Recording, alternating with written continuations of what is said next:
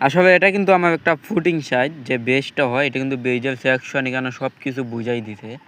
তো অনেক মিস্ত্রি বলে ভাই আমি ড্রয়িংয়ের কাজ করছি না, আমি কাজ করি ঠিক আছে কিন্তু ড্রয়িংয়ের কোনো কাজ করছি না, আমি কী করে বুঝবো এইটা কতটুকু আছে আর কী দেওয়া আছে এই বেজের মধ্যে। আপনারা যদি ভিডিওটা দেখেন ইনশাল্লাহ সব কিছু শিখে নিতে পারবেন আমি বললাম। তো যাই হোক, ভিডিওটা ভালো লাগবে অবশ্যই শেয়ার করে রেখে দেবেন, আপনার যে কোনো কাজে লাগবে। তো চলেন আমি কাজে আসি। দেখেন এটা কিন্তু আমার একটা বেজ, এটাই আমার একটা বেজ। তো বেজের মধ্যে দিছে, এখানে কিন্তু দিছে 16 mm 5 inch centre by centre, মানে উপরের যে ওয়াটটা পড়বো এই ওয়াটটা কিন্তু 16 mm 5 inch centre by centre. আগেতে বলি আমার এটা কিন্তু বেজের সাইজ কিন্তু 6 ফিট বাই 6 ফিট, তাহলে আমার লট কাটতে হবে কিন্তু 5.5 ফিট।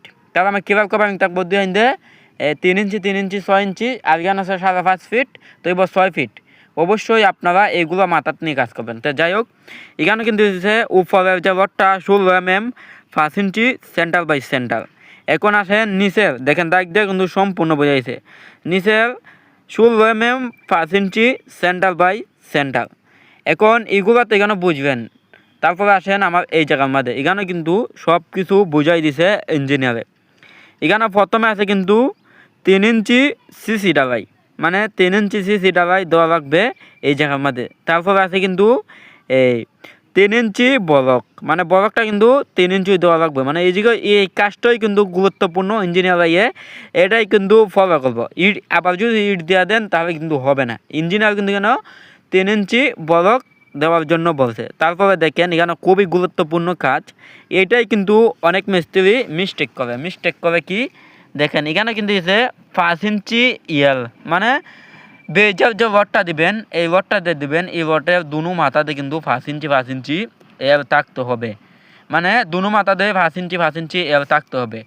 যদি ইঞ্জিনিয়ার এখানে এর না দেয় তাহলে এর না দিলে চলবো, যদি এভাবে ড্রয়িংটা হয় তাহলে কিন্তু এরটা দিতে হবে, নাতে আপনার কাজও ভুল হবে, ইঞ্জিনিয়ার এসে কাজ কিন্তু আটকাই দিতে পারবে যে কোনো সময়। এখন দেখেন অনেকে বলে ভাই আমি গ্যাভেট বিমটা কীভাবে ডালবো, গ্যাভেট বিমের সেকশন কীভাবে বুঝবো। দেখেন এখানে কিন্তু দিয়ে দিছে গ্যাভেট বিমটা মাটির সমান নিব, মানে মাটির উপরে গ্যাভেট বিম উঠবে না, যদি উঠে তবে কিন্তু একটু ভুল হবে।